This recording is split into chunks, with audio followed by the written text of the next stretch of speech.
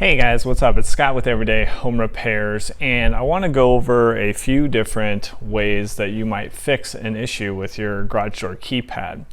So one thing, and this might be a surprise to you, these actually have a battery. These are not hardwired in. The keypads are basically like a garage door opener that's hanging on your visor.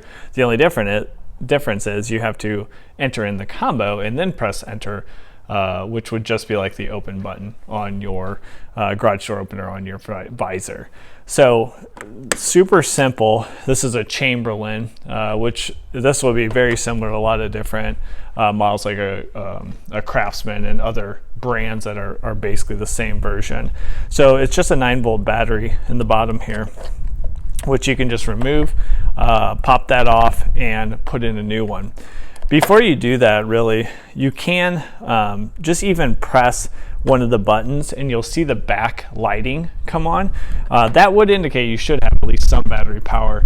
Now, there could be some instances where maybe the lighting's very dim and then your battery's really close to going out. So just swap in a new one and you'll be good to go. Now, after a new one, if you're still having issues, what might be happening is I've seen a lot of people enter their code and just make it like 1111. This one is a 4-digit code, or maybe 2. So maybe it's 4545. So over time, you are repeatedly pressing 1 or 2 buttons, which can wear out those buttons after repeated use.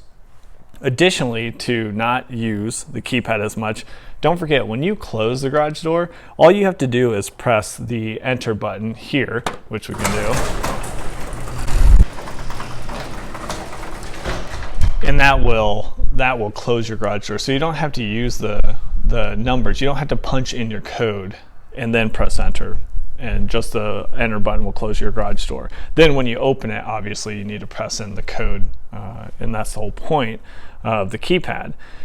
So if you think possibly that your keys are worn out, all you got to do is change, you just have to change the code, which I also have a video that I'll link to easily change that. It really takes you just a minute or two. And then you can change it and just stay away from those numbers that you used last time. And I would recommend, for 2 reasons, to do 4 different numbers. 1 is security, and then 2, you'll be spreading out the use on those different keys. So that's really it in terms of troubleshooting, and those honestly might be your fix.